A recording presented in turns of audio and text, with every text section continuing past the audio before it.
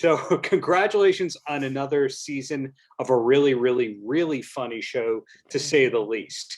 So my first question is, and I'll throw it towards Yvette first. Do you get the full script when you're working on the show, or do you just get your pages and you see the magic later?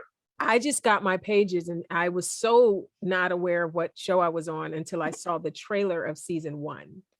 And because my character said, I think my character said pubes in one line, but other than that, nothing near what the show was. So I was completely shocked when I saw. So no, I could be the actor that just kind of goes my line, my line, my line. So it might be possible that they did send the whole thing and I didn't read it.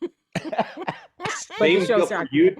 Tara, that's your experience as well? Well, I have done that. I have done that for sure. Like, I'll find out later, like, did you know that character, like, had a brain transplant? What? Oh, I was so focused on my character going on a date. I didn't give a shit about that brain transplant. Right. I think we do get full scripts, but they are, like, specifically highlighted for us because a bunch of us play multiple characters, too, so it's, like, a different color for each character. But you get the script in advance and hopefully you have time to read it, because in voiceover, as opposed to on camera, if you're falling off a cliff or you see a hot guy and the line is, whoa, you need to know which one it is. Right. So it's good to have for context what we're doing. But even with that, there's no way we could have known in advance how extraordinary this show was going to turn out, because Stupid Buddy Productions and anything Seth does, the stop motion technology and the craftsmanship that goes into it is so extraordinary. And there is no animated show like that today. No one's doing stop motion, and certainly not like that to that level. It's really, really artistically extraordinary. Adam, throwing it at you because you are fired up here. Were you in the studio? Dude, I'm just fired up, Darren, because Darren, I think you have all my old headshots framed on your wall. What is that?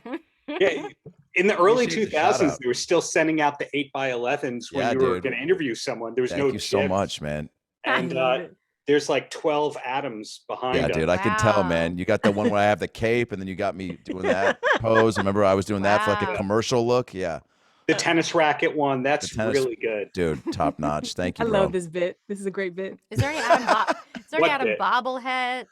Yeah, back I noticed. there, I think you have some of my jackets back there, too. That's weird, dude. We can maybe talk about that after. Isn't that but what's your up? dresser, too? It's I think, Are you in my fucking house, Darren? Where are you right now, dude?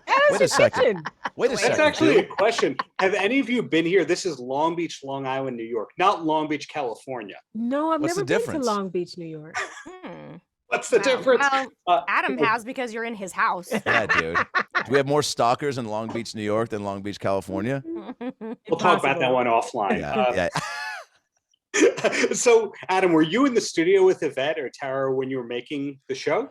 Man, I got to be honest. That was one thing that I was like really pumped to maybe get to do, and no, but hopefully, in seasons and shows to come, because you're looking at two of the goats right here. And so I'll be honest, when the show came out and it was like, from the Robot Chicken guys, Stupid Buddy, and then you see Peg people stop motion animation and just the world and the filth, but like how smart the filth was. And then I don't know where I came in it, but I definitely saw these two legends a part of it before as I got added, and I was like, so just to go back to your question, it's like I hope that happens at some point, because that to me it's really fun to be in the booth and just do all this. Like I had a buddy just asking me the other day. He's like, it seems like it's just like boring. You're just like behind the mic, you're just reading the lines. I'm like, man, you got to get so into it. And I was like, I hate that. Like, this is why you work a desk job. You're so removed from the business, dude. And so, because you asked me stupid fucking questions like that, but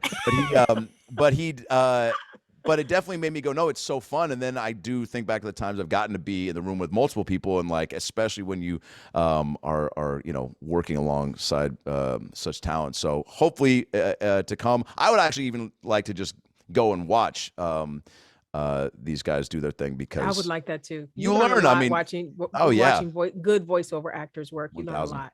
It's always more fun to have full cast too, because you might think someone's performance, and then out of the blue they might go, "Let's get out of here," and you might go, "Okay," to sort of play off it, because so much of acting is listening, and we don't really get to listen to each other, which hasn't hurt the comedy gold that this show is.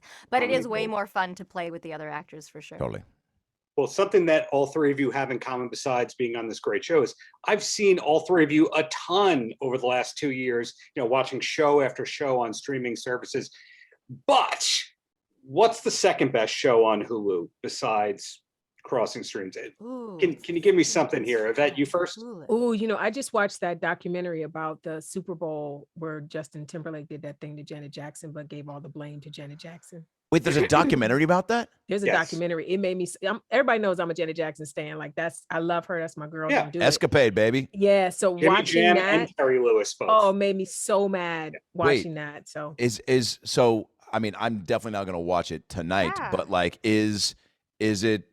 I mean, they painted it as if it was planned. Is that consistent? I mean, I don't think anyone's ever spoken definitively about it. The issue was, though, that when Justin did it, he kind of skated and became Justin Timberlake, and Janet was like vilified for years. The nipple shower, and it was two people on that stage, and he's the one that ripped it off, and it's so it was just how he just kind of monopolized on it, and she had to, kind of suffer through it. And I just think it just makes me mad. And if you were on the Free Britney train and all the stuff that she went through, watching this will make you feel the exact same way. It'll make you just as mad. Damn. Wow. So sorry to be a downer, guys. But you asked the question. Well, no, I didn't even know that was on. Now I got to catch that. Well, that means that there's plenty to watch. But Adam, when you come by later, when you pick up your stuff here later, we'll figure out what goes on that and everything else. Not happening. But I will tell you my favorite thing on Hulu. I'm a big binger these days. Like I can't, I think I'm an impulse buyer. Like I definitely have like an addictive personality with shows, which is why there's so many I haven't even finished, because like when I start them, I'll get an episode or two in and I'm just like, I can't finish this because I'm gonna watch the whole thing and and just stay up too late. But when I started what is it, Handmaid's Tale? Oh yeah. Just recently, a couple months ago, and I mean powered through that. You can watch it now. You couldn't watch it when Trump was in office. Whoa, no. It felt too close. I mean, this does feel like the time. It's still pretty heavy though, which is why it's like, I don't know, like even, and this is why, to go back to Crossing Swords, why it's so great, even in like the, you might get some like pretty,